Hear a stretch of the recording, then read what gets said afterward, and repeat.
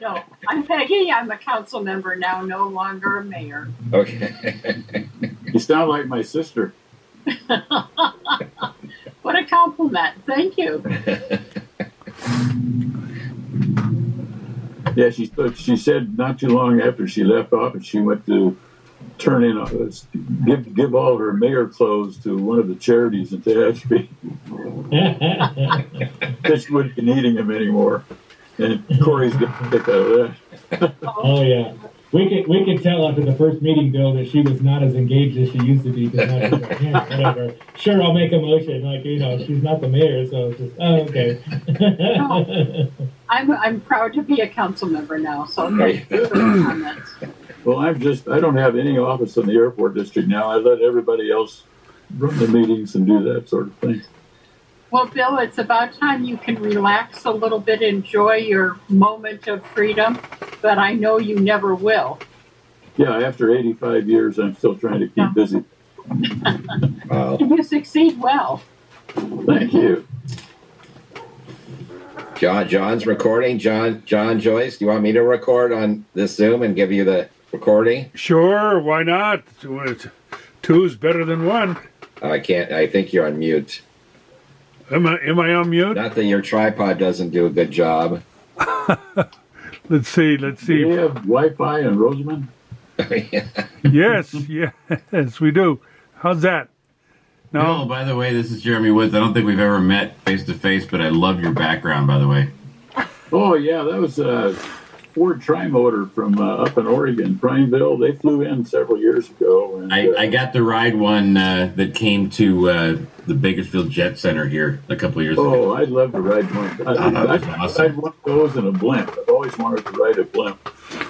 I would like that, too. But the interior was really quite interesting, like very lavish for 1930 standards. Yeah. Yeah, it was about 5 years later that Boeing came out with that 246 or whatever it was the first really streamlined airplane. But interestingly, the windshield, I was looking at a picture of that the other day, and the windshield was like the Tri-Motor with the angle. Interesting. Yeah. Well, I guess it kept the bugs off. Very, very cool plane. Yeah. I also read that all that corrugated metal really slowed it down. I can imagine that. Yeah, I was actually surprised at how slow we were going when we took off, flew, and landed. We were living in D.C. One of those things flew over our house on Arlington Ridge one Saturday morning. It seemed like it took them about 30 minutes to go over the house. Yeah, I don't think we were going much more than 80 miles an hour or so when we were flying. Yeah. I gotta check my settings now. It's trying to sign me out. I'll be with you all 1 second. I don't want this meeting to cut off. I don't know why it says I need to sign out. Maybe it's telling me something, right? Yeah. I'll be back in 1 minute.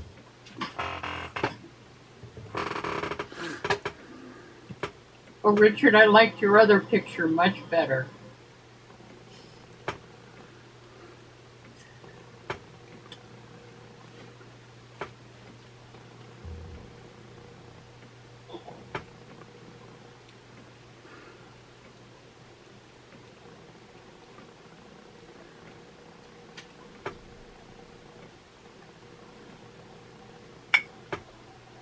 What picture did it have of me, Peggy? It's the one with the beautiful river background. Oh, yeah. All the rocks. Oh, yeah, let me... You're going to give us another picture? Oh. I can do... let's see. Let's give you a desert background so the rest of them can enjoy the beauty of... I grew up in Pinehurst, North Carolina, so I could show the golf course. Okay. I'm going to send you a beautiful Joshua tree background or a cactus. But I got a good picture of the Golden Queen mine before it started losing its altitude. But it is? How much is it lost? I don't know. I haven't measured it. I've been to the top of that thing, walked to the top of that thing a three times, but great view. Great. Well, I guess. Oh, go ahead, Corey. I was just gonna say I got a film sent to me from I've got this YouTube channel where I put old Tashby Warrior football games on there, and I got one sent to me from 1968 and shot in color from our stadium, and you can see where up in the background the mine essentially where the Lehigh gets their materials and how much taller that mountain was in 1968 than it is today. Yeah, well, I remember seeing it in 1948 when we first came to Maui. A lot of things were taller then. Well, why don't we get started? I'm going to start recording. Hopefully that's okay, Bill. Hopefully we don't have to edit out some of your words. Okay. Richard, Melissa is speaking for us at the City of Ridgecrest. Well, I believe usually Peggy, if you can, as well as usually Melissa presents. Okay. I know Dave Janis can't make the meeting, so we'd love it if you and Melissa could give an update. Okay, I will let her do the talking right now. I see that one of our council members, Kyle Blades, is on. And Kyle, can you say hello to everybody? Yeah, absolutely. I was just waiting for that introduction moment. But here it is. So hope everybody's doing well. You've had lunch and you're ready for this meeting. So yeah, Peggy, I wasn't sure if you were the primary. I think you probably were. And I just wanted to make sure I was following up and being a good alternate. Okay. Great. Well, thank you. Hopefully everyone got if everyone got the agenda. If not, you can in the chat room let me know and I'll forward a copy to you. So I will start recording, and we have a couple of guest speakers today, both the Nadelson Group and Brookings Institute. So welcome. We usually do in-person introductions around the table, but obviously that's not possible. So hopefully everyone can see who's on the meeting. We always do a notate who attended as well, and we are recording. So I will start out with B3K, Brookings Institution, and if most of you know what B3K stands for, but if not, it's Better Bakersfield Boundless Kern Prosperity Plan, and I know they've been working for almost a year. Too bad you can't come here in person, but I believe we have Marek Gootman and Rachel Barker on the line, so I would love an update on your process and progress. Great. Thanks, Richard. And it's great to see everyone again. We have had a busy few months, as always, on the B3K front. Over the past 6 weeks or 2 months or so, we've really transitioned from our research and discovery phase, where we've done really extensive quantitative and qualitative analysis of the region's economy, into strategy development. And if you're not familiar with our model from some of our previous discussions, we are working with locally driven work groups of local civic leaders in 5 opportunity areas that we've identified. Those are aerospace, second office business services, entrepreneurship and business ecosystem, energy, and advanced manufacturing, to develop a set of strategies that will be presented to the region later this spring or early summer. Of those, I would say that entrepreneurship and business services are the furthest along, but I think we're making progress across all those areas. Of probably particular interest to this group, for the aerospace work group, which is obviously very East Kern centric, we've secured Dr. David Smith from Plant 42 and along with Colonel Gordon and George Whitesides from Virgin Atlantic as the co-chairs of that work group. So they will be working with us, with Alexia, who may be on this call, but if not, I know a lot of you know, and with the rest of the work group of 10 to 12 business, military, industry leaders from both sides of the East Kern and into the LA County side of the region to build out these strategies over the next couple of months. So we're really excited to dig into that work and to keep you apprised as that moves forward. Marek, do you have anything to add to that? We opened, so there are several people who are participating in the East Kern Economic Alliance who are also connected to the this work group activity. But if there are people who want to be more actively engaged in that, then we welcome you to contact us and be part of that work group effort. It would either be participating or conferring with the core. We're trying to keep these groups manageable in terms of size, but also balance that with inclusion of input and vetting issues and so on. So I think that is it. We also have secured state connection for this, and I just want to reiterate that the boundary doesn't stop for the sector, the cluster at the county line, and we've been able to align what was going to be AV Edge's Aerocom group effort to develop a strategy from their side of the border with the B3K effort, and include everybody from Ridgecrest down to Palmdale as one consolidated activity. So everybody's bought in to use this as the base for all the actors' work, guiding all the actors' work as a true regional cluster, functional economic area, as opposed to fragmentation across the border. So I thought that was a very positive development, reflected by the overlapping membership of these groups, and the kind of leadership that are taking this task on.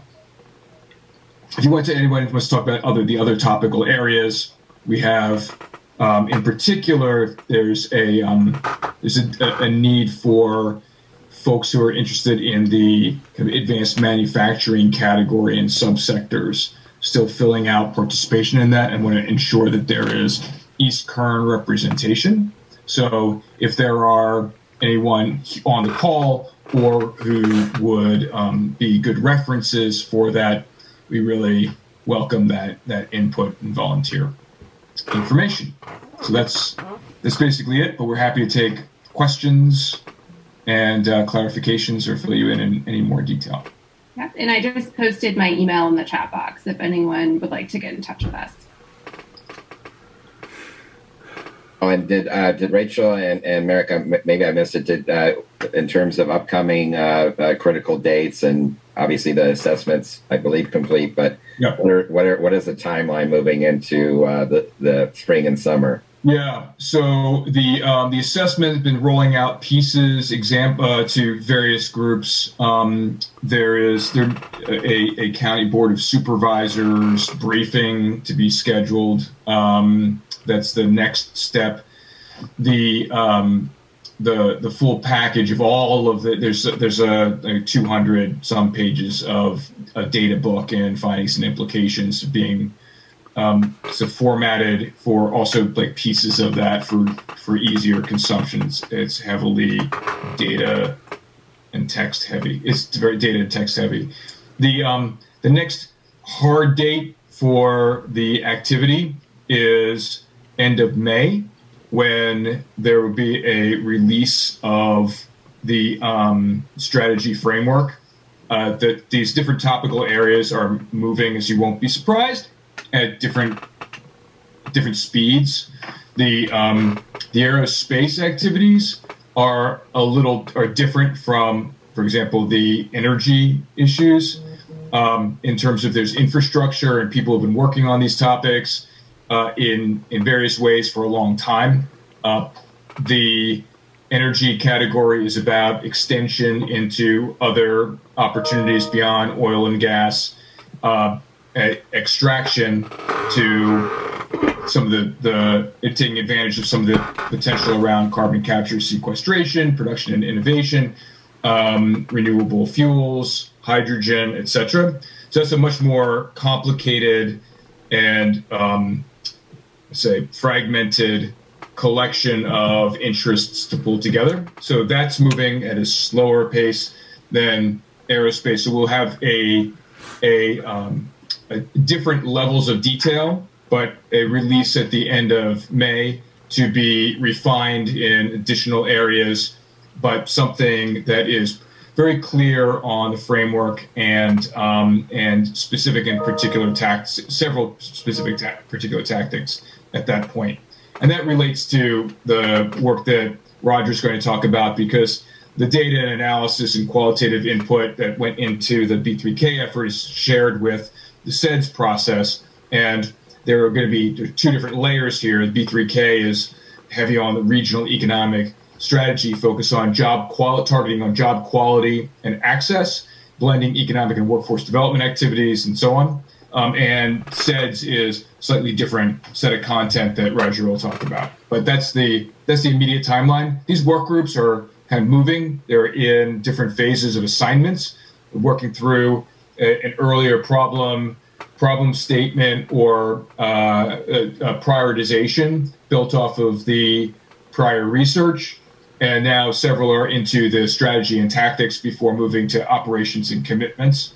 But as I said, they're moving at various paces, and we're just trying to balance out the need for bringing a lot of disparate interests together and coming out with a consensus for action, as opposed to trying to jam through, have somebody on the outside write something and hand it over and say, go do this, without the foundation there and the reality on the ground.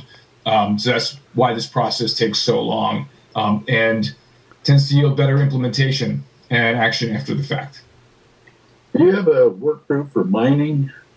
No, we do not have a work group. That's a big industry in East Kern. It is a big industry in East Kern, correct. We do not have a work group for logistics, and we do not have a work group specific to agricultural production either. Some of the really large, and logistics and agricultural production have been the primary job generators in the region, have been the primary job generators in the region over the past 10 years. The vetting down of focus for the work groups was a difficult process, which, a lot of people were unhappy with the targets of the work groups, particularly in some of these foundational industries. But the determination was a bunch of considerations that couldn't go. Usually, it's a smaller number of work groups. Actually, couldn't go overly large, because then it becomes all things to all people and unmanageable for implementation. And the areas of particularly agriculture, logistics, and even mining were determined to be less benefit in terms of the job quality and access opportunities from a focus on these cluster plays, than less benefiting from the juice that could be delivered than some of these other industry areas. And we can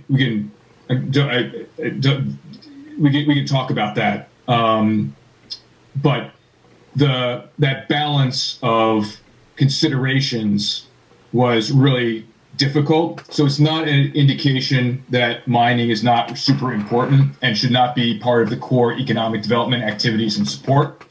It was a triaging out of which areas would benefit the most for the job quality and access objectives from additional heavy focus. So hopefully saying that clearly, the intent both of the market assessment and the outcomes was not to devalue existing efforts or work, to critique programmatic activities or organizations for whether they're doing a good job or not. It was about regional performance and ecosystem. And it was not also to say that a particular industry sector that people have raised that are not represented in those work groups, or sector neutral, which is the entrepreneurship business support deficit, are not important and continuing to receive attention from economic development, leadership, and investment. I'd like to ask a question now, if I may. I Yep. haven't seen much on the research you have done coming over to us in the Ridgecrest area. And I'm wondering if you have much on research and technology and or retail economic development, because that we are research and technology is what we do most here. And I haven't seen anything. So could you share with us what you found? Yeah, well, to the steering committee and others, other venues, significant excerpts from this massive data book. We can absolutely make sure that that circulates here. I think that we can even have a maybe we can circulate it next week for not for general distribution. A more robust set of details and text on that. There has been a heavy focus on innovation, looking at technological development, the difficulty in commercializing and growing, commercializing off of the existing, particularly military assets compared to peer regions, including those that don't have a tier 1 research university attached. There are it's a mapping out of disciplines, fields of expertise in the region, that and how they overlap with each other, or where there might be converging disciplines into new areas.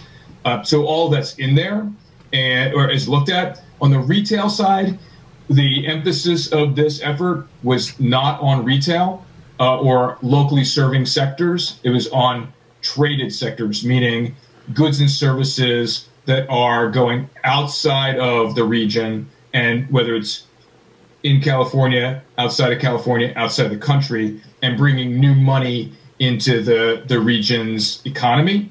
So things like healthcare, obviously a massive growing employment area, or retail, which is critical to the tax-based issues of the county and local jurisdictions, were not set as priorities in this regional economic effort because of the emphasis on traded sectors as generating higher quality jobs, which you'll be able to see in the distribution, and also that multiplier effect of bringing new money in as opposed to money circulating within the region. Marek, you have from Ridgecrest, I know Scott O'Neill is engaged, right? And Dave Janis. I'm sure are there any other folks that come to mind in that region? Yeah. Well, Dave's on the aerospace work group as well. And then I'm trying to think about if there's any particular representative from Ridgecrest. We've talked to the... we did. During our discovery phase, we conducted an East Kern-centric roundtable, and I know we did interviews with several of you on this call. In addition, the Kern Community Foundation led a series of community conversations about some of the findings in January, and I know there was one session that was really California City and Mojave-centric.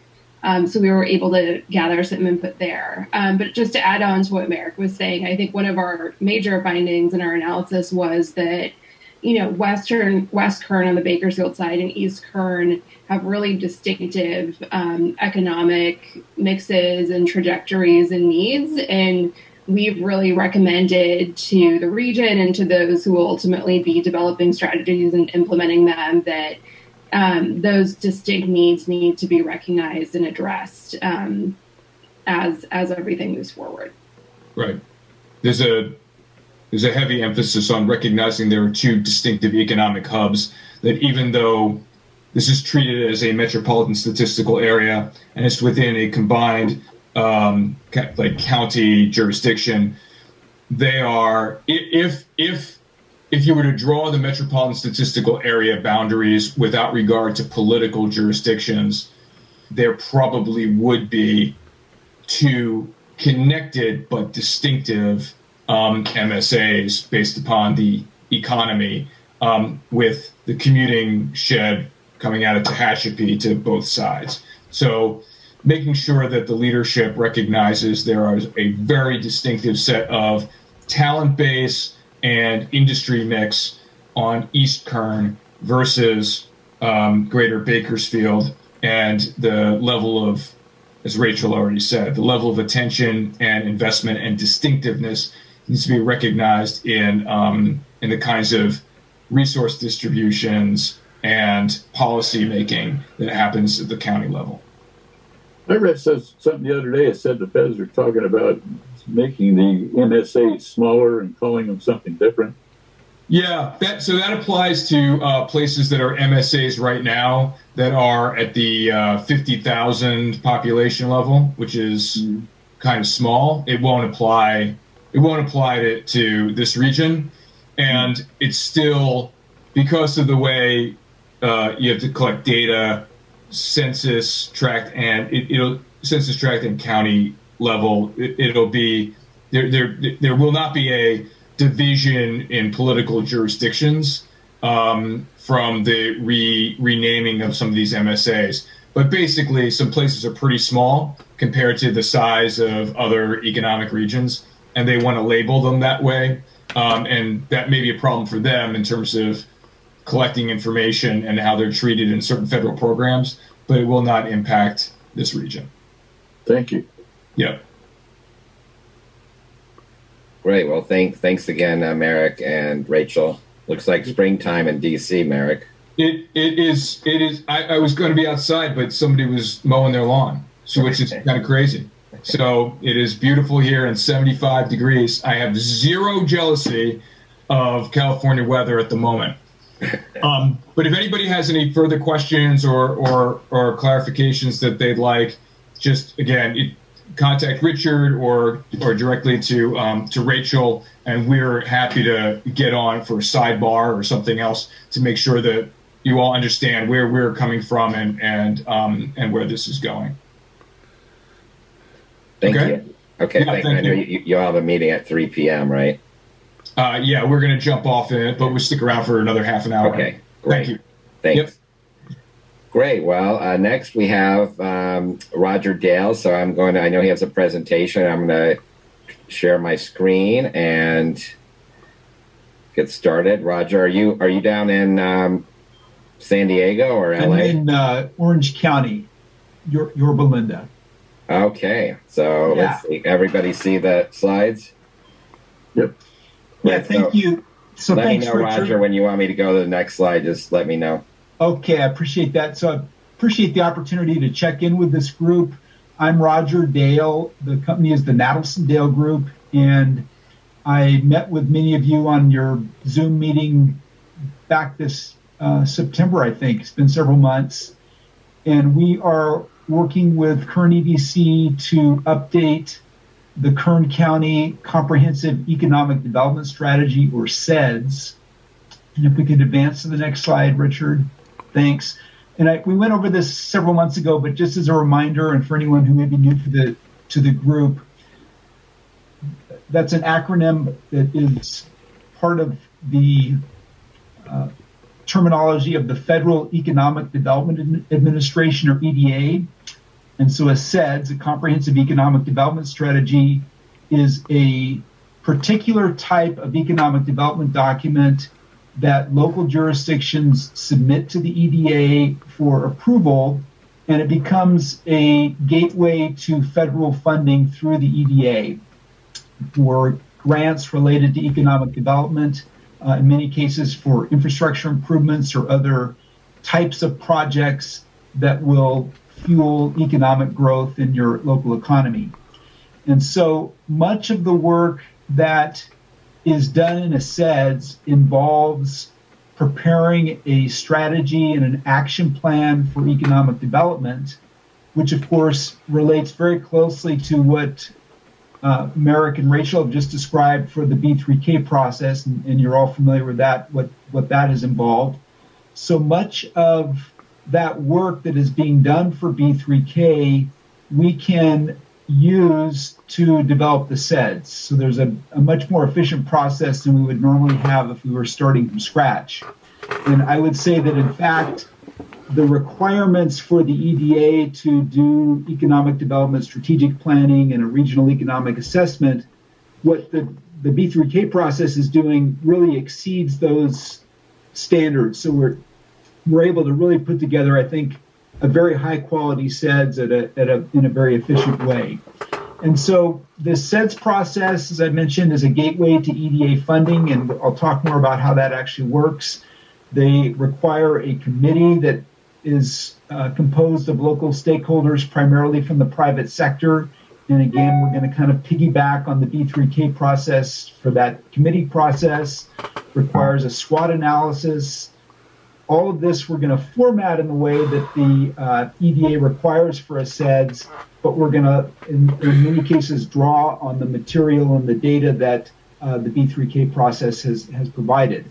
And then the actual work product for SEDS is an action plan that reflects several themes that are important to the EDA. First of all, they like to see an integrated approach to economic development where local and regional jurisdictions are working together, where there are public and private partnerships, and often those partnerships are focused around industry clusters. And there again, there's a great connection with the B3K process because we've got a very robust and current industry cluster analysis that we can refer to in the SEDS.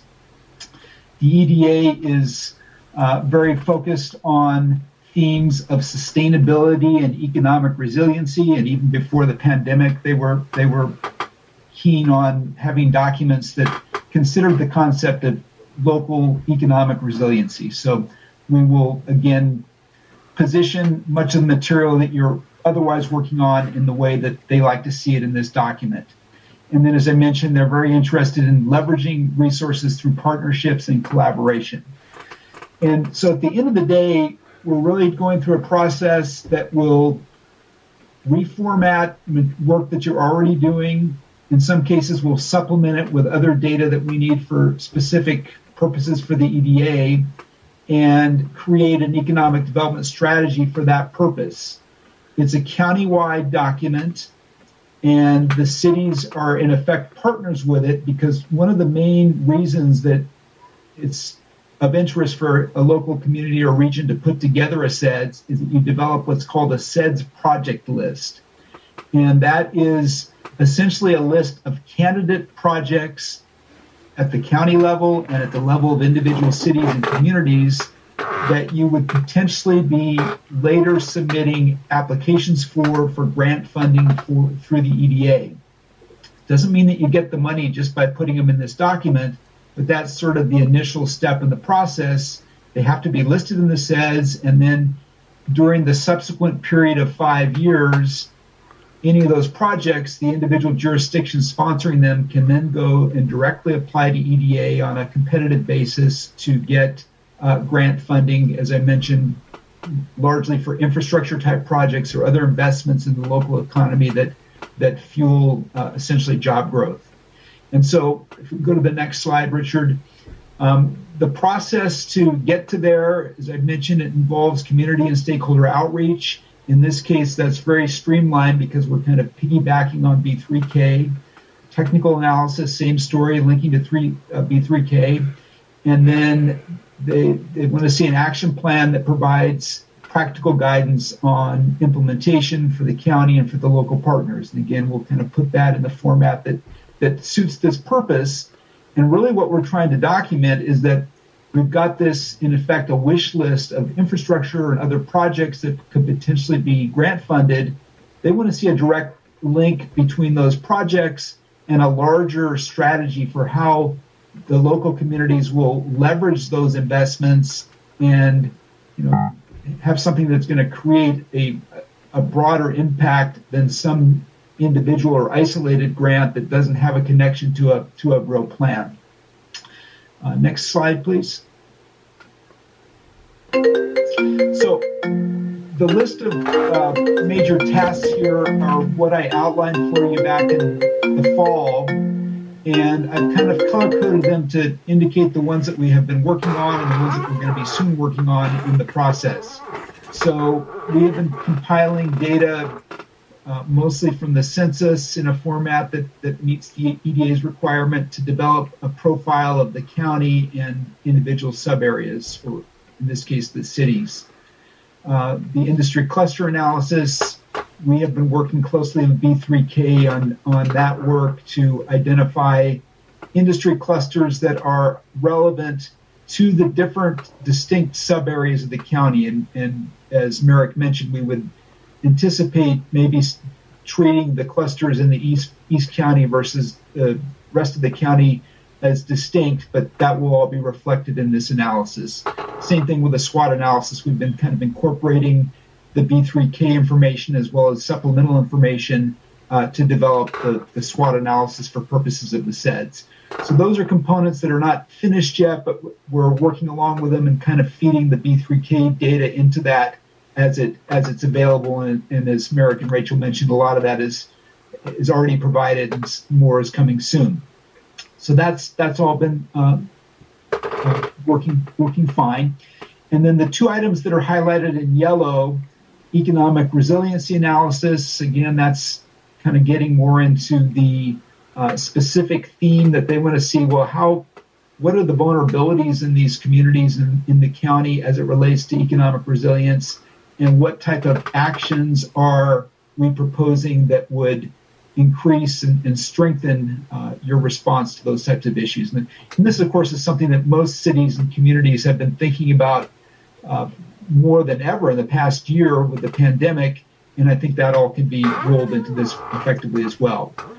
The next item is what I'm primarily interested in discussing with you folks this afternoon is the SEDS project list. And as I mentioned, this is a list of candidate projects that you could potentially later propose to the EDA for grant funding for implementation.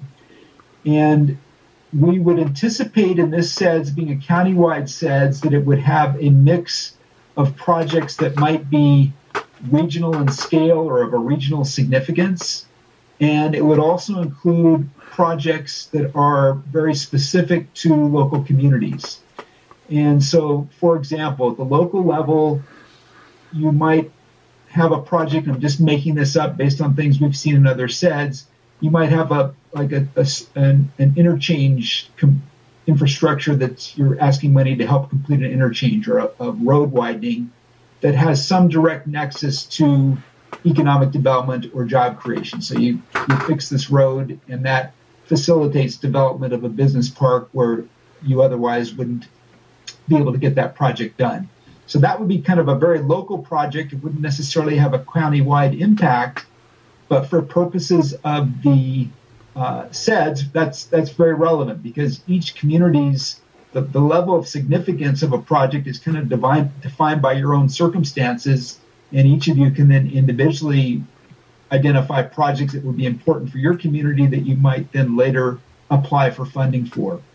So our process is at a point where we would like to begin scheduling meetings with individual cities and communities to identify what those projects might be that we would put on the list. And we want to make sure that it's a process that's fair in terms of every geographic sub-area of the county will have an opportunity to be represented on the list and to define essentially its own priorities. So a project that might not be important to the western part of the county, but it's very important if you're in California City or Mojave, that's very significant to us at the SEDS level, and we want to make sure those projects are included.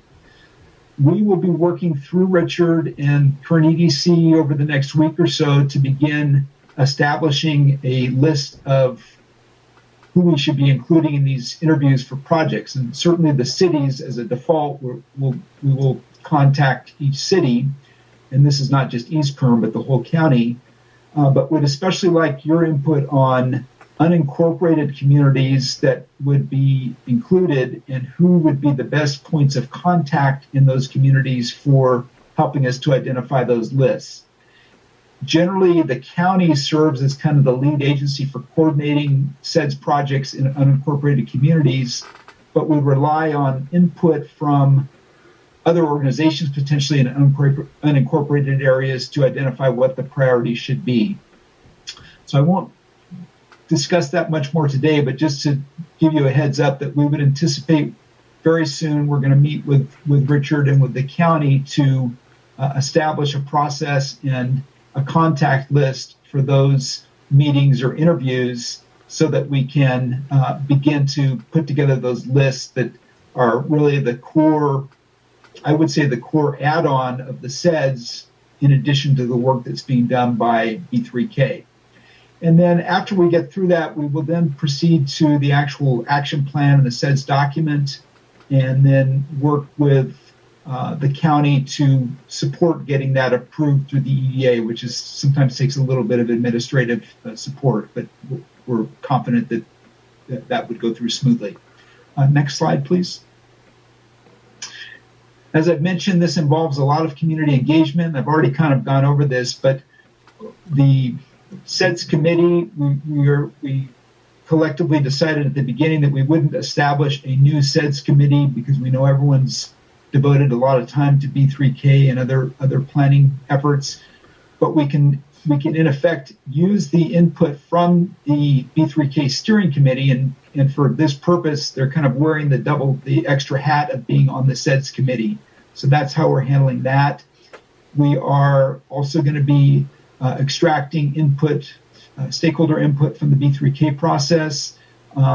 Rachel and Marek mentioned their working groups, and I've been sitting in on those. They're really been great meetings, helping us with identifying kind of the flavor of what are the priorities that would be reflected in the SED. So that's ongoing. And then, as I've mentioned, we're going to now proceed to direct coordination with the cities and unincorporated communities to work on the project list. And then the final thing I'd like to offer up, if any of you would like to provide input to this that somehow you felt you haven't had a chance to do otherwise, we're glad to conduct interviews with you individually just about general priorities for local level economic development in your communities, things that might not be within sort of the purview of the B3K regional process. One example that comes to mind, I know that someone mentioned earlier or asked earlier about retail development, and that is something that would potentially be an eligible type of activity in a SEDS document. And again, at the kind of the level of significance and importance of those things is really defined at the community level. So whereas that wouldn't be recognized as a traded or a import or export oriented activity for the whole region, it could be very important for a local economy. So if there's some project that could be facilitated by infrastructure to help improve or strengthen the retail base in a community, that's something we could consider as a priority project within the SEDS. Can I make a suggestion? In that particular, tourism is exactly the kind of priority I think you're talking about for East Kern County. It's really big, and there's a lot of things that we could probably do. We'll try to put together a list for you. Yes, I agree that's something that at the community level can be very important and would be a very legitimate type of thing to position in the SEDS. Well, it's a regional thing because people come in, they spend money in Mojave, and then they go out to Cal City and kill themselves on motorcycles, and so everybody benefits, including the first responders. Okay, Get a look at the big picture. Next slide.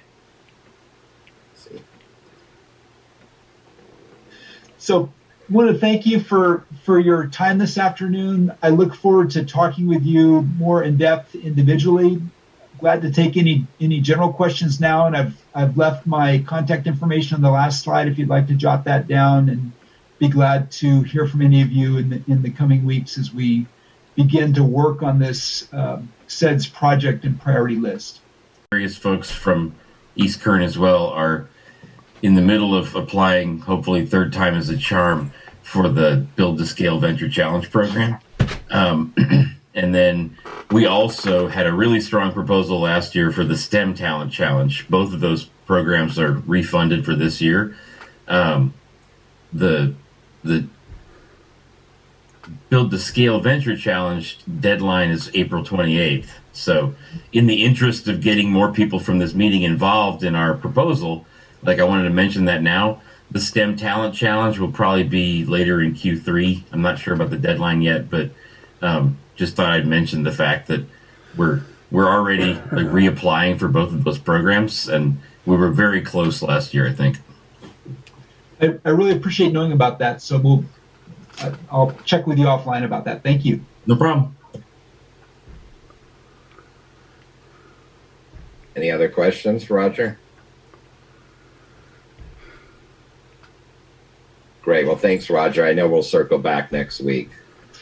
Good. Thanks very much, guys. Great. Well, another third PowerPoint, or no, it's a second PowerPoint. I guess B3K doesn't have one. Anyway, thanks. I'm going to just give an update on our end, and again, appreciate the partnerships with Roger and Marek and Rachel. Just a quick update, and we still have a lot of bits of data we have are from December in terms of employment.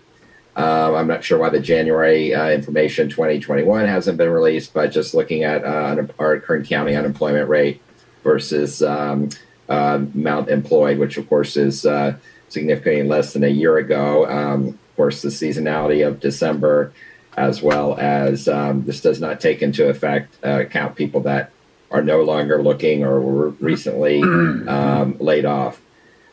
Also looked at, we have a jobs EQ database. So I was looking specifically, and we've actually now purchased block by block data. This is basically East Kern zip code. It does include Kern River Valley. And so you can see, I think I even have a little laser pointer. Let me see if I can laser pointer. So you can see kind of the area which we're all most interested in. And this goes out to third quarter of 2020. And so East Kern lost about 4.5% of the employment base over the third quarter 2020 versus 19. I didn't put West Kern in here, but West Kern's about 7%. So East Kern is actually has rebounded much quicker. And again, we're wait till the fourth quarter of 2020 data should be available coming up. And we have a Jobs EQ subscription, which we can again do be it communities, that it can be unincorporated communities or cities, labor and demographic information. And again, we just purchased the block by block data, which is pretty fascinating to really do that deep dive, especially trade area maps and the like. So let me know if anybody needs us to run some reports, that we're always available. Looking at, I talk a lot about tracktherecovery.org, but we analyze the whole county, which is Bakersfield MSA. And we actually, according to recent data, was best performing in terms of jobs posting percent change. And this is January of last year versus February of this year. And so you can see how it tracks. A lot of ups and downs, but the good news is pretty much a 40% increase in job postings versus January of 2020. And that actually leads the nation. But again, it's pretty, the information we got to keep track. Hopefully the trend remains up at that level. We've looked at in terms of the data, high-end jobs over 60 versus jobs less than 27,000. And jobs over 60, basically, we have not lost any of that employment base. But under 27, retail, hospitality-related, a significant decline in employment. So hopefully those will bounce back up as we move into the spring/summer. And that gets back to, which I always like to use this slide. This is Kern County, although it says Bakersfield. But our metro has more essential jobs than any metro in the U.S., about 63%. And you can see some common threads. I grew up near Fayetteville, North Carolina. That's Fort Bragg, a significant military government presence. And again, you can see a lot of the ones in the San Joaquin Valley made that list. So that's another reason why we are a more resilient economy. We have much more economic diversity, and we have most of our industries are considered essential jobs. So looking at site selection and growth and what we're going to see, how regions change because of COVID. It mentions instead, this is according to site selection, instead of people chasing jobs are now chasing people. And it really is about, workforce quality and availability. And I know we talked to various manufacturers in the county in the last year through an EDA grant, and basically many of these companies either are want to grow or and can't because they can't find the available workforce. So it's really that talent attraction and retention where the rubber meets the road. And then jobs chase workers wherever they're located. Companies are realizing they no longer need to remain in large and costly city centers. Excuse me. And most of the data we see shows that manufacturing and industrial clients are leaving the heavily urbanized parts of the state, California, and moving adjacent county or as well as cross county. So these trends will continue to pick up steam. And you're seeing a lot of talk about remote workers, data that we're tracking. I know Kern County was cited as, according to Redfin, as being one of, in terms of out-of-towners looking to move here, at least doing a search. We were in the top 5 or 6 in the country for growth over the last year. And another data point showed that in this county, 25% of people looking here are from LA. So how will that change? And in terms of attractive locations, it's that suburban, mid-sized tiered regions that I believe will do well. Reshoring coming from abroad back, but also nearshoring, which we're seeing moving again to the adjacent county or cross county. And then whole new range of deal killers. Well, what they talk about, what is a deal killer? It's kind of like a job killer bill versus a job creator bill. The number one deal killer is local divisiveness, where versus here, where a lot of the city council members are really supportive of good jobs. That's not always the case. You get 3-2 votes or 3-4 votes or what have you. So it's that where local public and private sector work together. That's where deals are going versus ones where it's NIMBYs, not in my backyard, or it's banana. I don't know if you all know what banana means. Build absolutely nothing anywhere near anybody. So that's in vogue now. And I just got an email, a chat. Bear Spring from Nicole Griffin. Bear Valley Springs and Tehachapi just made number 2 on the best places to work from home. Wow, we got to post that. Thank you. That's in Forbes. So thank you for the heads up. We'll put that on LinkedIn. So again, how do communities welcome development, or in many cases chase development away? I think Kern County and our communities are much different than most of the rest of the state. So next slide. Of course, now my slides are frozen. Maybe it's because I'm using that laser pointer. I think maybe I need to take that laser pointer off. Okay, great. Make sure I didn't go. So many of you are familiar with the Kite Initiative, Kern Initiative for Town Entrepreneurship. We are EDCs working with JP Lake and Seed Corps Foundation. JP is also one of the leads for Kern Venture Group. And so we did a soft launch. We're building this up. It's called Startup Space, and it's kind of what they called a online incubator sandbox, and where we can basically have our startups kind of tell the story of what companies are here, startups are here, as well as resources available. So we have just engaged and partnered with Startup Space. More to come in April. I know some of you were on that, Corey, and talked about the podcast HashPod when being in the top 50 or 20 podcasts. So we want to also promote local best practices. And so more to come on that. It's basically a community hub. And we're excited, kind of this versus a website where people have to go. This is actually more about dialoguing and talking about activity and announcements and the like. Bitwise had their announcement. I think there's somebody from Bitwise, I think, on the line today. So Again, we want to make sure that Bitwise, they're my understanding interested in all parts of the county, which is really critical. So much innovation in East Kern. Next slide. This laser pointer though. Also, we have a Kite Podcast, and we actually had first one was on a company with ties to Kern County, but he's actually in Michigan, but was funded by Kern Venture Group. And we also will be, by the way, a virtual roundtable in a couple of weeks, I believe 22nd, have a couple of companies that have been funded by Kern Venture Group. Kern County companies will tell their story and how, their success and how they secured funding. We know that 90% of net job creation in any community is from young firms, so it's less than a year. And I know that Brookings is doing a deep dive on our startups in this county.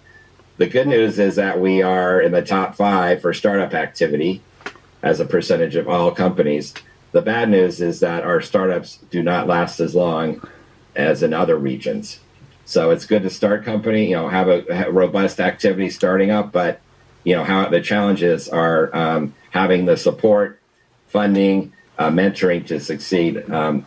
Keith is from Bitwise. Thanks for maybe in the comment section, Keith, you can chat. That would be wonderful if you're at the end of the meeting. And also in terms of upcoming forums, I know Jay, are you on the line? On the Zoom chatting about Edison working with EDCs throughout your territories about this upcoming webinar? Yes, Richard, I'm here. Good afternoon, everyone. Can you hear me okay? Yep. All right, awesome. So in partnership with the Kern EDC and CalEd, we have this webinar that we're hosting on April 22nd. It's Outsmart Disaster. And basically what this is to help businesses with resources to prepare and recover from all types of disasters such as wildfires, earthquakes, viruses, etc. So again, this is a virtual webinar. If you go to the website, outsmartdisaster.com, Edison /Edison, you'll be able to register for this webinar. And also there's other resources like toolkits to help best prepare businesses to ensure that you are best prepared for any of these types of disasters. Thanks, Jay. And I think we also have Tamara Baker talking about the new PTAC, and I assume that serves the whole county. I know you have to jump off soon. Any updates from Angela about that? Yeah, so I've got Ange, I think she's still on. I just wanted to introduce her to the East Kern area. So she is our program manager for the Procurement Technical Assistance Center that we were awarded. The Kern County Builders Exchange was awarded this year through the Department of Defense. So what that is, for anyone that doesn't know what a PTAC is that we're a resource for all of Kern County, San Luis Obispo, Santa Barbara, and Ventura counties, where we'll provide assistance for companies, usually small businesses, looking to be able to bid on government contracting.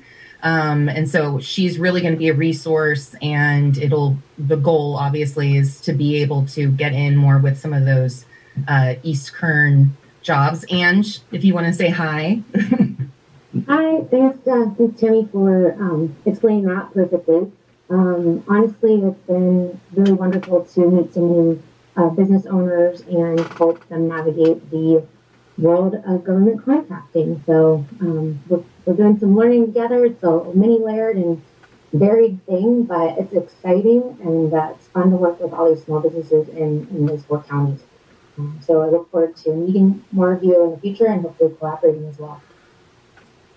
Hey, thanks. We'll include that information. You have a website. Yeah, I'll go ahead and email you right now. Okay, as well as the Edison program. Thank you. Thank you. And then finally, we have the upcoming Economic Summit. Of course, a year ago today, hopefully you all were at the Doubletree, 400 of our closest friends, and talking about exciting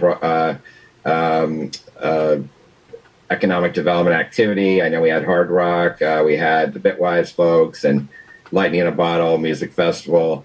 And a year later, or actually a little more than a year later, we'll be broadcasting the the Economic Summit 2021, a little different format.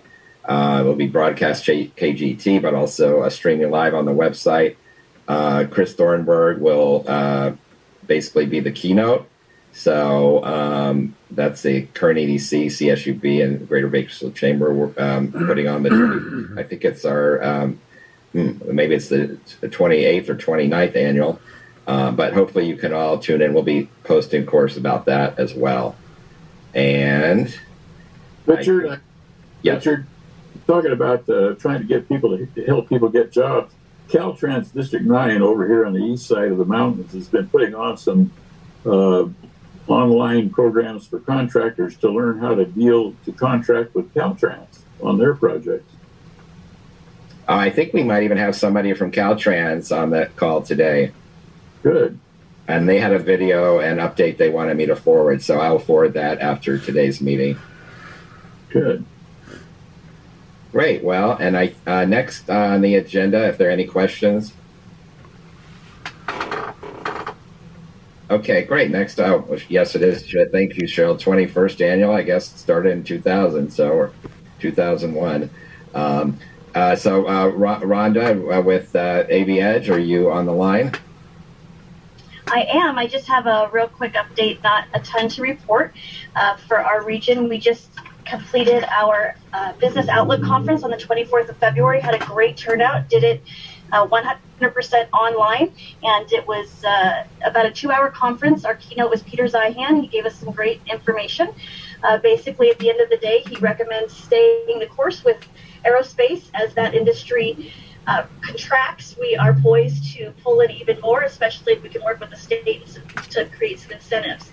So I think that'll be part of what Aerocom and this aerospace cluster that Marek was talking about. I think that getting some information out of that and getting some policy directing as a result of everybody working together. And I've also looped in LA EDC into that conversation, so hopefully that has some good legs. In addition to that, working with the city of Lancaster and Palmdale, and then we'll be reaching out to the other cities in our region to talk about a region-wide marketing program instead of independent cities marketing. And then on the tourism front, we are also looking to create a destination Palmdale, if you will, similar to Destination Lancaster, which will ultimately become Destination Antelope Valley. And so on the beginning stages of that requires a T-bid to go into place for Palmdale. So it's about a 6-month window that we're looking at so far. And then we'll kick that off. But that's it from us. Great. Thanks, Rhonda. Next, Kern County. Not sure if anyone from Kern County. No. How about District 1? Okay. District 2?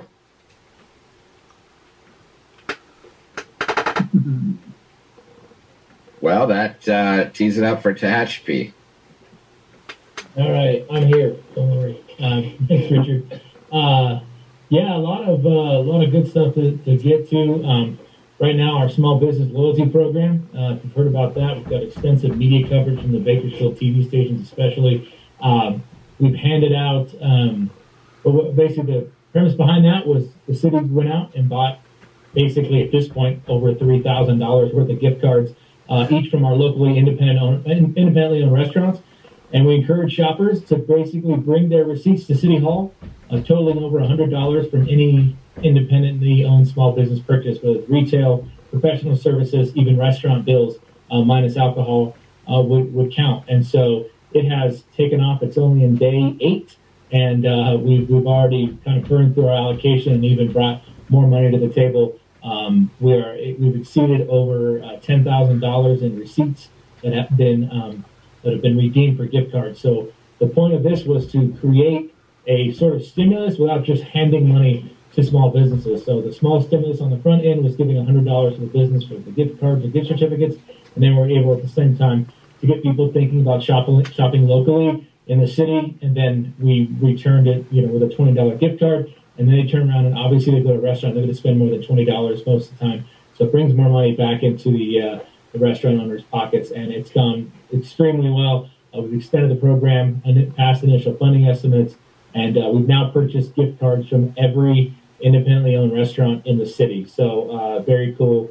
And we've even had some donations from restaurants too. And it's in great media coverage. Channel 23 will be back here on Sunday talking to business owners. And I've got a chance to go out and talk to a lot of them as well as I go to buy these gift cards and stuff. So it's been a very successful program on multiple fronts. And a few of the other cities actually in the county have reached out for details for the month. But our supplies are going fast. So it's been fun to see the response. E-Impact, we had a study that in an economic dashboard that's now live on our website, liveuptohatchby.com, either under the business section or on the economic development page. You can find this E-Impact dashboard. It is really a study to prove what we've kind of known for a while. We wanted to see the numbers that Tehachapi is the economic shopping hub for a good chunk of Eastern Kern, including California City, Mojave, Boron, some of Roseman, and even to the west in Arvin. The consultants show that our numbers are punching above our weight, is what they said. Sales numbers, retail sales numbers far exceed the spending of a city of 10,000 or even a greater Tehachapi area of 34,000. So our trade area has been identified as around 76,000, and we're drawing quite heavily from other communities that don't have the shopping opportunities. Those numbers really show the impact of Walmart and Home Depot, which in turn have benefited local businesses. Our restaurant sales are actually very high because of that when someone comes to Tehachapi to shop. So it's good to see that and our impact that we're having from shoppers outside the area now coming to Tehachapi to shop, where it was the reverse for so many years. Business owners, site selectors, they can go to this dashboard, they can download data, they can see the maps. It also showed a really big increase in Highway 58 traffic, especially near Mill Street and Capitol Hills, which is a major driver for the development in that area. So it's a very useful tool. It's telling a great story and certainly punching above our weight, and it'll help us recruit future retail and other businesses. Speaking of development, Valley Strong Credit Union's moving quickly on their Walmart out parcel along Tehachapi Boulevard. They're under construction, and architecture looks amazing, and so excited about that becoming a full-service branch. They were formerly Kern Schools Federal Credit Union. Round Table Pizza, they're renovating a restaurant on the corner as well. It's been vacant for 5 years, so the presence of Walmart has breathed new life into some of the neighboring parcels, and so that is under construction, hopefully open in the next couple months. We had one of those weird corporate restructurings where Baskin-Robbins closed some stores, and they closed ours, but it was closed for about a month, and it was actually purchased by a local restaurant owner who opened an independent ice cream shop there. So that's back up and running. So another, despite pandemic things, another restaurant-style facility opening up. Complex Suites by Marriott in Capitol Hills. They are still under construction, and there was a official submittal for a Hampton Inn nearby, and they are going through plan check. Housing continues to be a hot topic. The address at Tehachapi, which is an approved 238 master plan community, is in the engineering phase, so they have started work there to get that project rolling.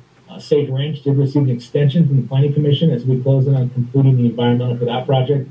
It's just a massive undertaking, taking longer than anticipated, so they were given some more time to complete that by the Planning Commission.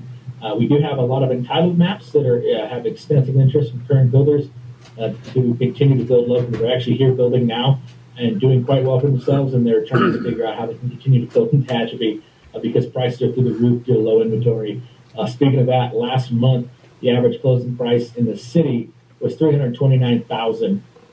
Nothing sold for less than $270 in the city of Tehachapi last month. Comparable February of last year, the average closing price was $283. So it was a 14% increase, and given the year we had, so inventory is driving a lot of that. And then on an infrastructure project, this is actually a private project that's going to have a lot of benefit. We're on the brink of announcing a pretty major digital access project. So we believe it's something that's going to really help continue to expand access to technology in our area. So we'll have details on that shortly. And I don't know who else is aware of this. It's something we've been looking into and telling some restaurant owners about, but as part of the last stimulus package in Washington was the Restaurant Recovery Act of 2021. There's about $25.5 billion in relief for restaurants. It's similar to the PPP, but a little more, easier to obtain. And also there's a little more flexibility on the way the money can be spent for restaurants who were hit really heavy by COVID-19 restrictions. So we've done some talking to some restaurant owners about that. there seems to be a lot of interest. We're probably going to host a couple of workshops for restaurant owners too, once that plan becomes available with the Treasury Department on how to apply. So looking forward to that, and it's a chance for restaurants to make up for lost revenue from 2019 to 2020. So keep an eye on that for your restaurants in your community. And that's it. Thanks, Corey. A lot going on. Any questions for Corey? Great. Do you have a new job title as well? I saw on LinkedIn. Yeah. So it seems to be the running joke every time we have a community meeting. We're like, oh, thanks, Corey, for helping us with our website, and thanks, Corey, for helping us with this. And so there was this move to get me out of City Hall one day. Greg said, oh, I got to go look at something. You got to go. And they got me out, and they put Director of In-Kind Services on my door because I'm doing so much in-kind work for as part of economic development. So anyway, I left it up there. It's a badge of honor. I will keep it up there. Thank you. I left Kelly Beard. How could I leave Kelly? You're blending into your garden. So I guess I just left. Usually you have the green shirt on. Oh, well, that's a vineyard, and it's in honor of course, the Tehachapi Mountain AVA, the new wine region designated for East Kern. And, well, welcome. Good to see everybody. And, a lot of things happening in the small business side of things. The Small Business Development Center is really busy consulting and engaged with small business owners on a variety of issues that are even growing out of the pandemic. But a lot going on, and a lot going on consulting-wise. We're still open. Our independent consultants are working with them, businesses either via phone, via online meeting, or even some are meeting in person. It's their call with the clients. So still open and still very engaged in the small business community. As is our training programs. We just finished our 52nd consecutive webinar Wednesday on pandemic relief. And still very strong and going with all the different things happening with pandemic relief and all the various programs, be it local, state, and federal. And of course, as Corey mentioned, it was signed today, the next stimulus package, which now brings us up to about $4.5 trillion in the 3 stimulus packages. This is the first that was bipartisan. It was not bipartisan. And there's a lot of different opinions out there, and you can insert yours. Some think it should have been narrower or targeted, and some think it should have had the minimum wage at $15 an hour. Some think it shouldn't. I was kind of insulated, and I talked to a lot of our businesses about the minimum wage. And, here in California, we've been on the rails to $15 minimum wage for years now. So, and being at $13 an hour minimum wage for small employers and $14 for larger ones, I didn't think it would have much of an impact, the minimum wage discussion that was going on nationwide. And several restaurateurs told me that, number one, it would raise more of their product cost. It would raise a lot of their meats, because a lot of their meats are acquired out of state, and also a lot of their paper goods and supplies. And so they said that they were pretty happy to see that it wasn't raised to $15 an hour. So it's kind of interesting when you think you're insulated from the minimum wage controversy that's going on around the country, because we're on the way to being there, that it is actually kind of a benefit for our smaller businesses, many of them out there at that.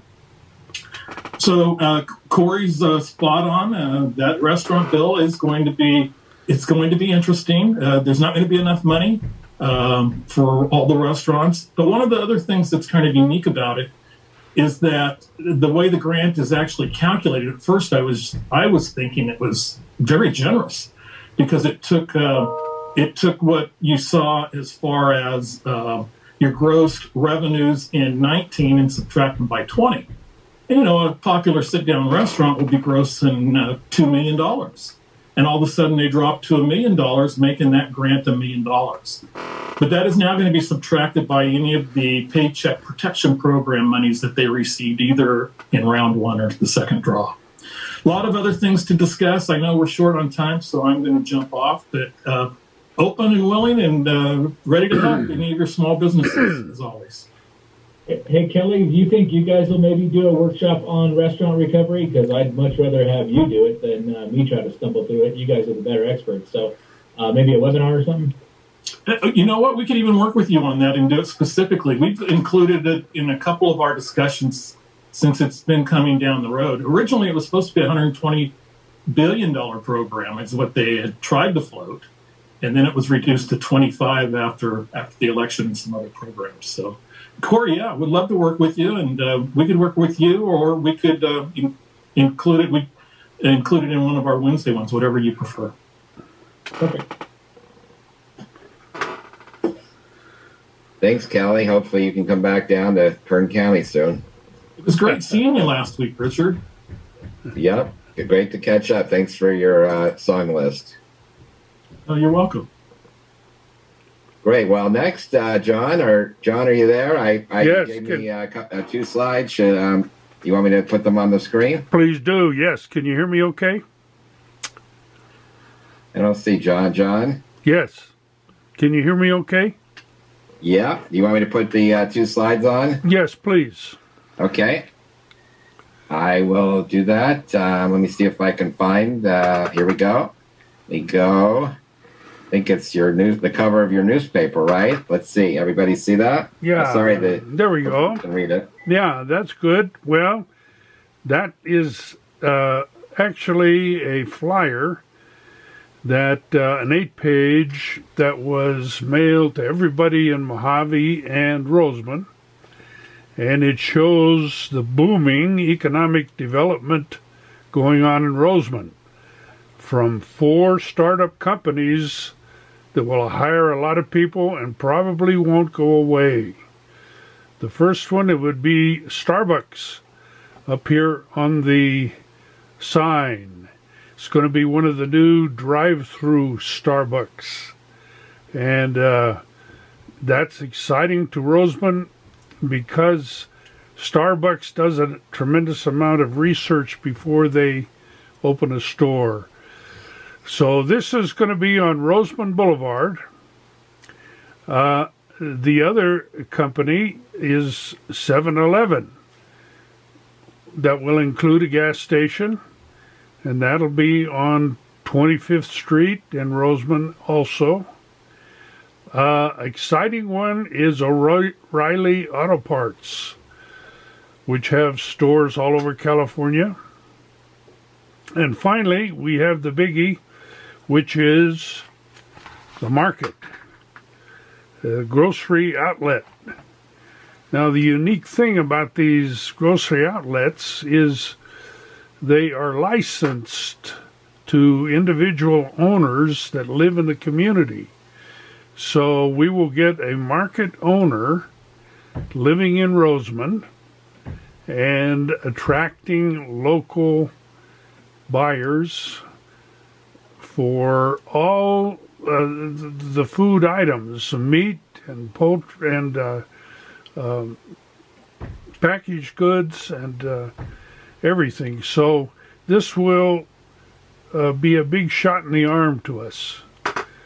Now, 2 other things going on are, if you haven't been on Birchwood Street last week, you're forgiven because Birchwood Street didn't exist last week. This week, it has curbs, gutters, sidewalks, and paving.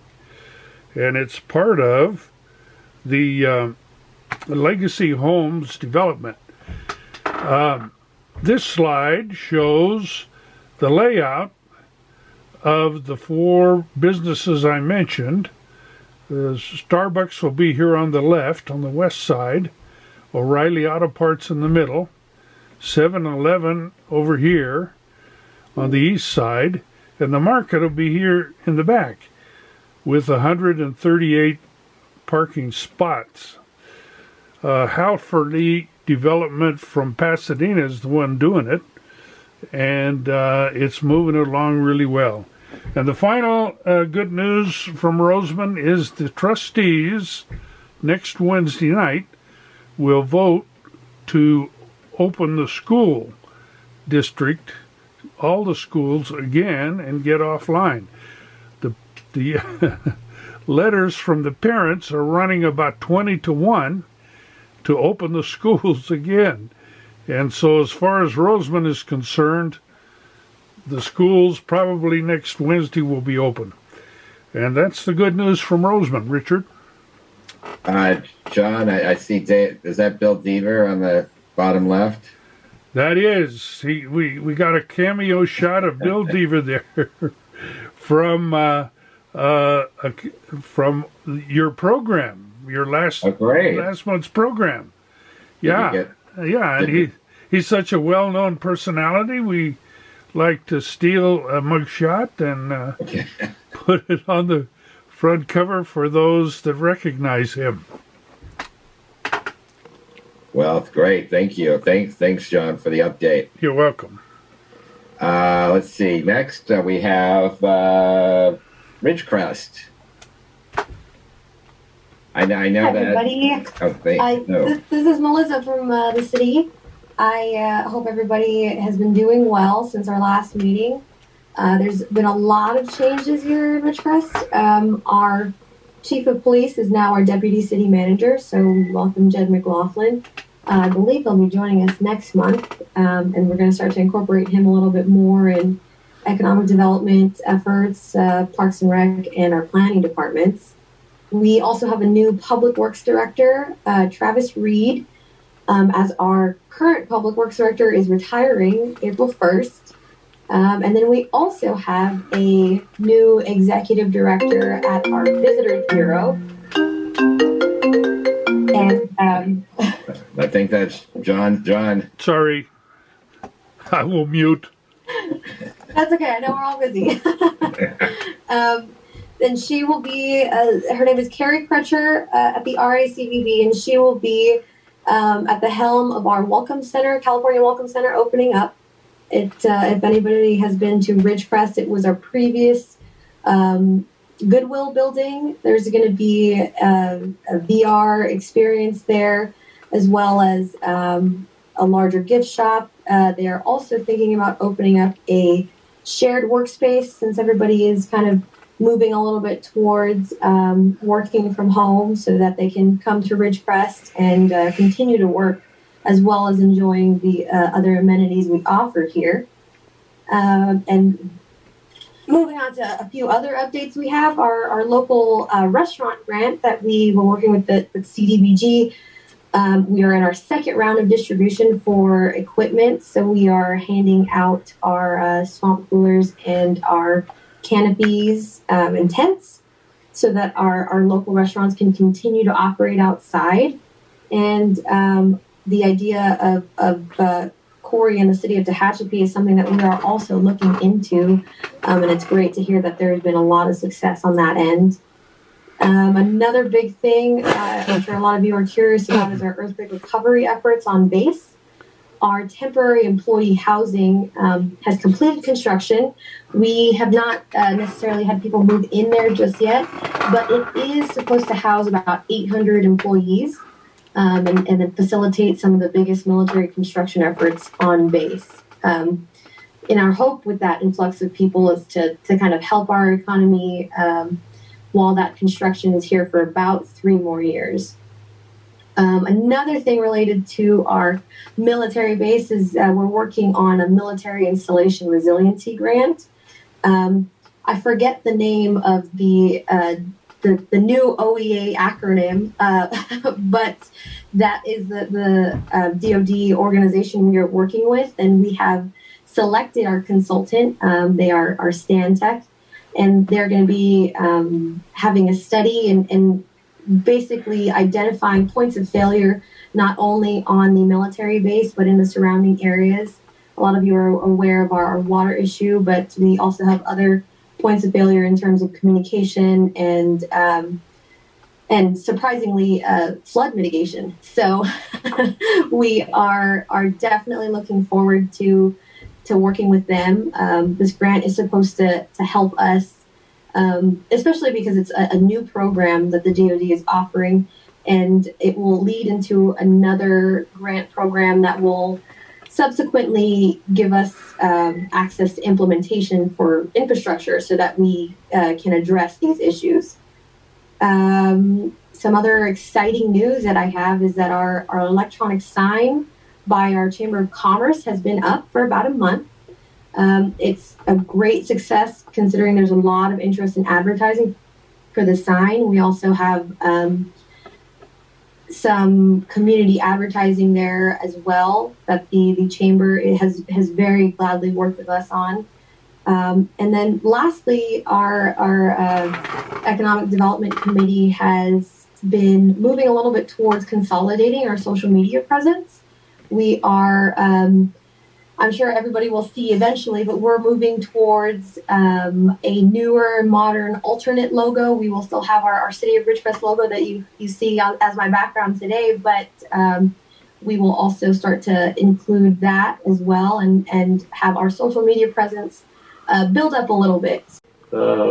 We also, the Keith and Sons Garage, which was one of the oldest buildings, or one of the oldest businesses in Mojave, finally closed about a year ago, but now there's a new truck repair firm going in there, and we're looking forward to some jobs and business there. I'm on the board of the Mojave Air and Spaceport, and we hired a new CEO, Todd Lindner, who has been running a much smaller spaceport in Florida. We're always worrying about losing business to Florida. Well, we've managed to recruit their spaceport manager, and we're looking forward. He's going to start probably the 1st of April. We have buildings available for commercial in Mojave. We have land available all over the place. We probably got more land than anybody around there. And there's land available and sites available on the airport. One of the things that we desperately need, and I imagine most of the communities in this area need, is new RV parks. Our RV parks are all filled up. I mean, to the point to where I'm thinking about turning a slab behind my house into an RV park.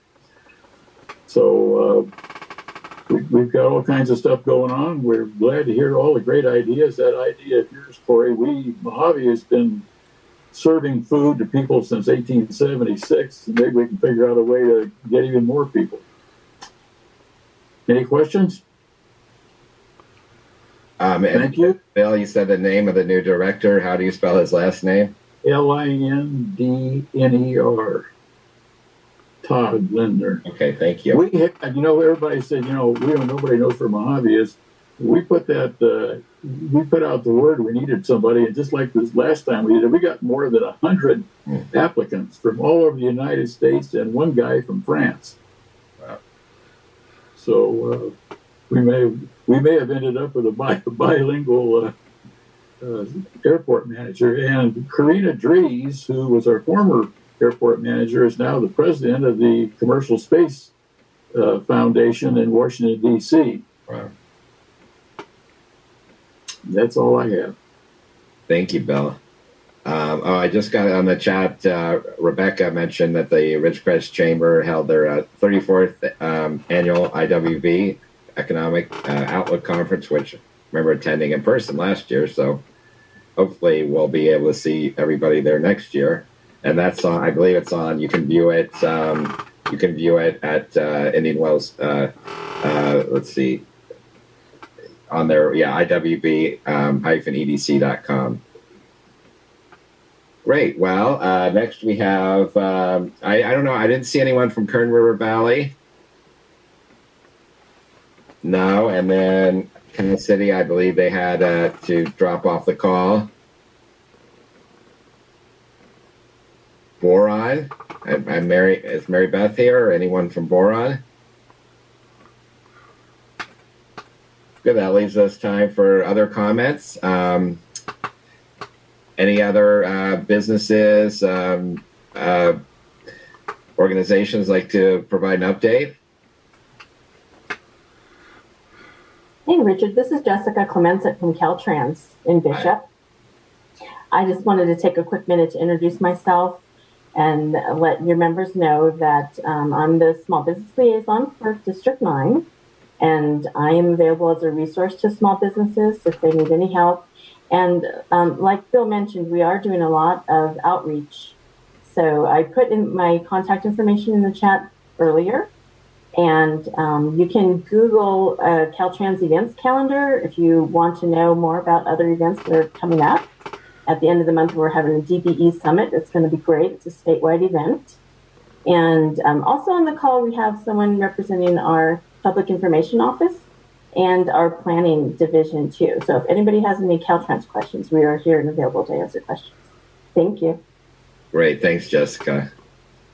By the way, East Kern is pleased to be in what we believe is the finest Caltrans district in the whole state of California. It's a small town type attitude, and they really work closely with us. Thanks, Bill. Great. Glad to be part of it. Thank you. Any other comments? Richard? Yes.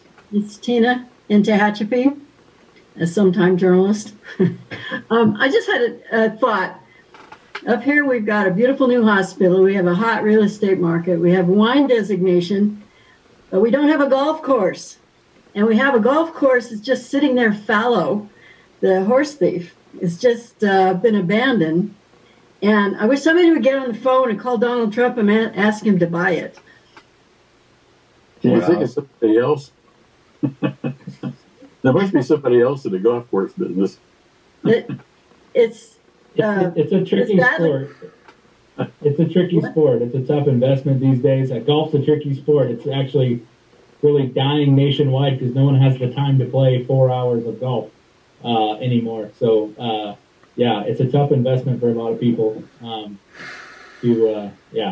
actually the shape that course is in, not only do you have your sale price of like $2.5 million, you're probably looking at $25 million to get it back up into playing shape. So it is a massive investment, and it's tough for small communities to get that return on investment.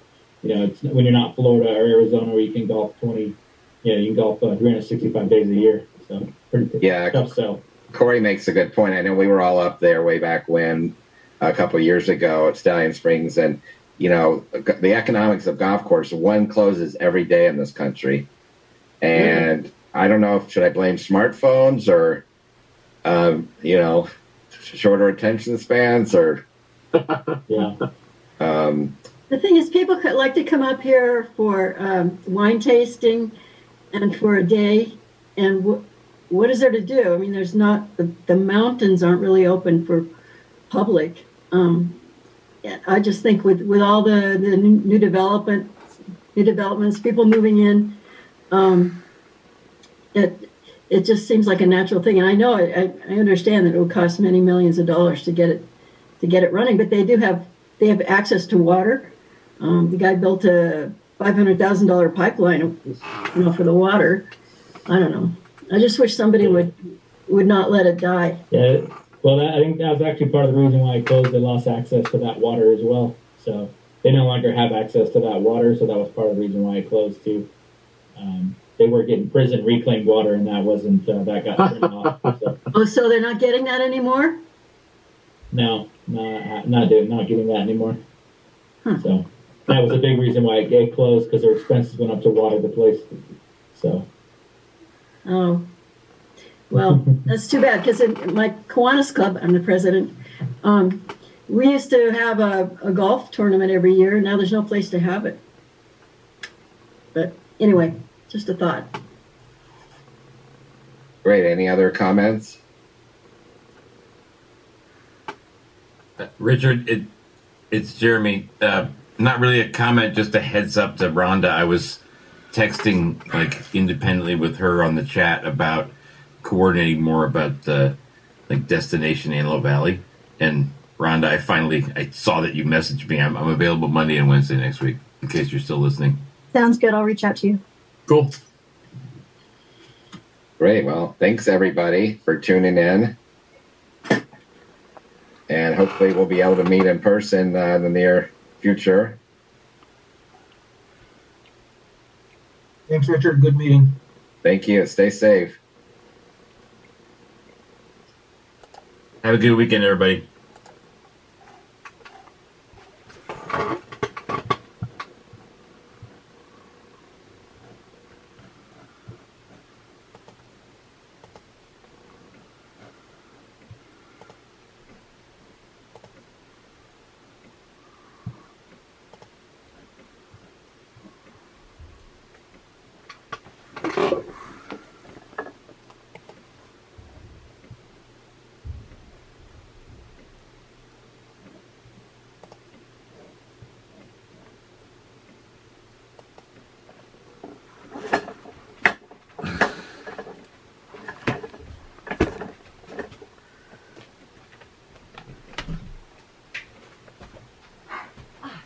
You're done. Done. Thank goodness. Great.